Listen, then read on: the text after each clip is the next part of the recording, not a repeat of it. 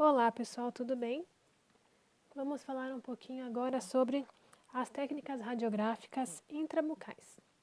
Qual vai ser a diferença prática entre uma radiografia intrabucal e uma radiografia extrabucal? A intrabucal e a extrabucal, o que elas vão mostrar para a gente? Dentes e estruturas ósseas da face, as duas. Porém, radiografias intrabucais, a radiografia vai ser feita de dentro da boca do paciente. Então, quando o filme vai ficar dentro da boca. E nas radiografias extrabucais, as películas vão estar fora da boca do paciente. As radiografias intrabucais elas vão se dividir em 3 grupos. A primeira vão ser as periapicais, que é da primeira imagem ali de cima. O que vai aparecer na radiografia periapical?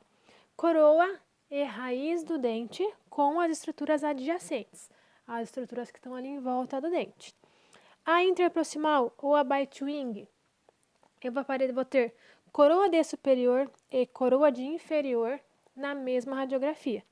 O paciente vai morder e eu vou conseguir ver superior e inferior. Porém, eu não consigo ver a raiz. Vocês conseguem ver ali na segunda imagem que aparece metade da raiz, não aparece a raiz inteira como na periapical.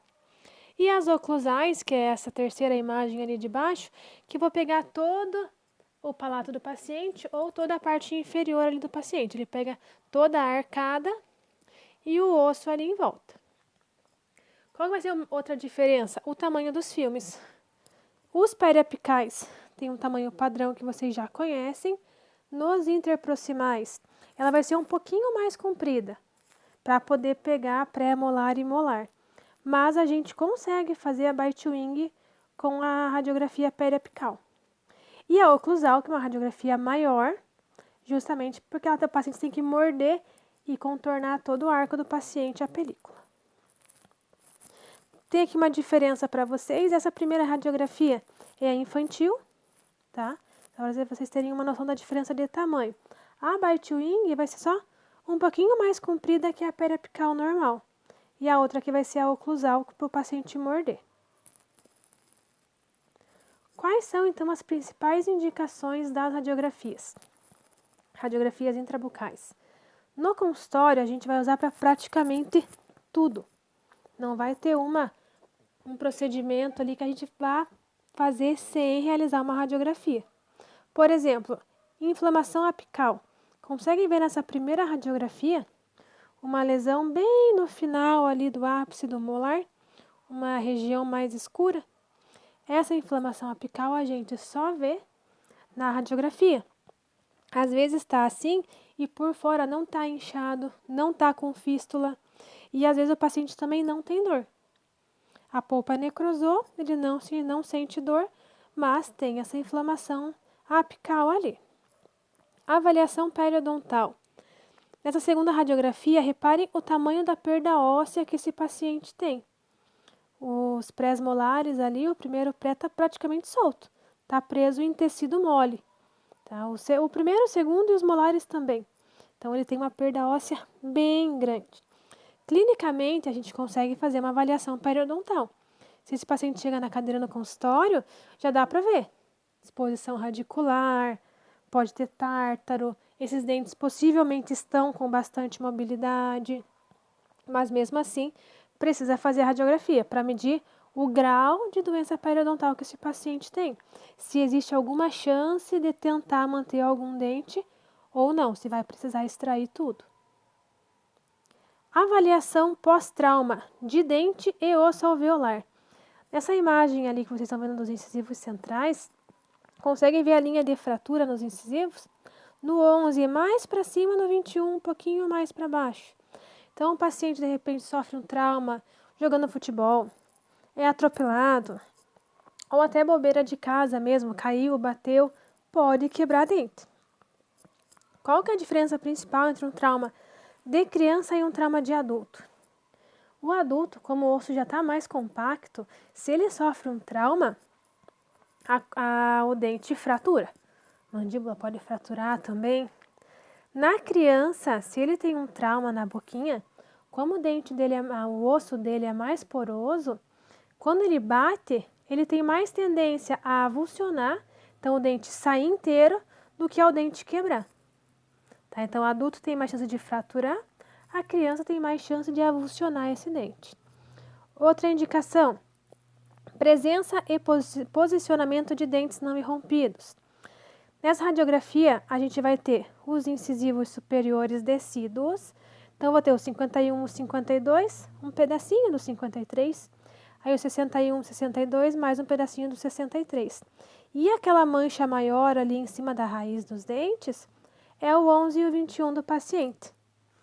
Tem que pedir sempre essas radiografias para ver o posicionamento e presença dos dentes permanentes?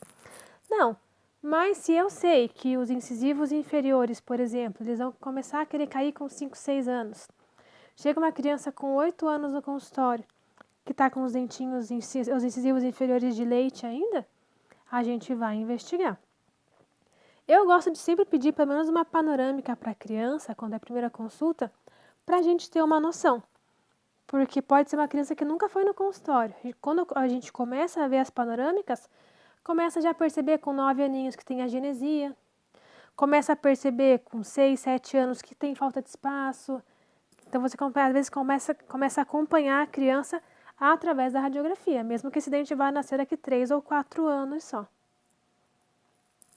Morfologia radicular. Por que eu preciso saber a forma da raiz? Para fazer um tratamento endodôntico, por exemplo, e para fazer uma extração. Olhem a raiz desse segundo e terceiro molar, como elas são tortinhas, a do segundo molar mais ainda. Pensa fazer uma endodontia ou então extrair esse dente. É muito mais trabalhoso para o dentista. Então, para a gente fazer um planejamento correto de uma extração, precisa ver como é que está essa raiz. O dente quebra, fica o toquinho lá, então precisa se planejar antes. Para tratamento endodôntico, por mais que o dentista use localizador apical, usa a caneta para fazer endodontia mecanizada, ele vai precisar radiografar para ter certeza da odontometria, do comprimento desse dente, para ter certeza se a obturação ficou boa, se não ficou além, se não ficou aquém. Então, a gente vai precisar usar a radiografia para tratamento endodôntico. Pré e pós-operatório de cirurgia apical. Quando é que a gente faz cirurgia apical? Por exemplo, tem um dente em que foi feito canal, foi feito núcleo, foi feita uma coroa de porcelana e esse dente inflamou de novo. E se eu tiro aquela porcelana ou aquele núcleo, eu tenho uma chance grande de fraturar e o paciente acaba perdendo aquele dente. Então, o endodontista faz uma cirurgia apical, que é uma retroobturação. O canal a gente obtura da parte da coroa até a raiz. Na cirurgia apical, eles vão abrir ali o ossinho, a gengiva, o osso, vão achar o ápice da raiz, o finalzinho da raiz, e vão tratar essa lesão do ápice da raiz para a coroa. Então, uma retroobturação, para poder manter esse dente, né, e não perder a porcelana que o paciente tem. Vejam ali nessa imagem aonde que tinha a lesão, a reabsorção ali da raiz. Eles removeram, ficou uma raiz mais curta, mas manteve o dente, o paciente não perdeu o dente. Avaliação de cistos e lesões. Às vezes o paciente tem um cisto e ele não sente nada, ele só descobre casualmente no exame radiográfico. Ou então o paciente já tem uma sintomatologia, precisa fazer radiografia para ver a extensão dessa lesão. Se é uma lesão pequena, se é uma lesão grande. Às vezes é uma lesão pequena e o paciente preferiu não mexer. A gente vai fazendo acompanhamento radiográfico para ver se essa lesão está aumentando ou não, em que velocidade que essa lesão está aumentando.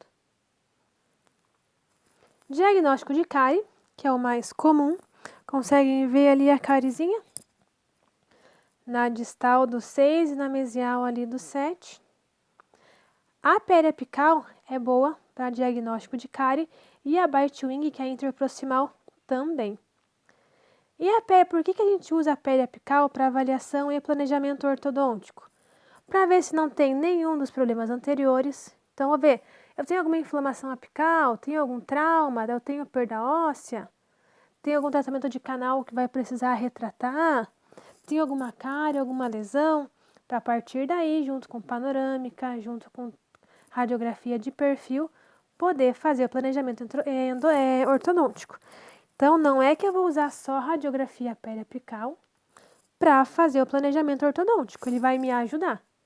Uma das radiografias que a gente usa vai ser a periapical, além das outras, certo? Então, não vou usar, vou só pedir um levantamento periapical, então vou planejar. Não, ele entra como coadjuvante, ele só ajuda. Então, o que a gente pode ver? Que tudo no consultório, praticamente, todas as especialidades vão envolver a radiologia. Para fazer implante, para fazer orto, para fazer dentística, pério, endo. Então, todas as especialidades vão precisar da radiografia, certo? Esse vídeo fica por aqui. Vejam se tem atividade ali embaixo e até o próximo vídeo.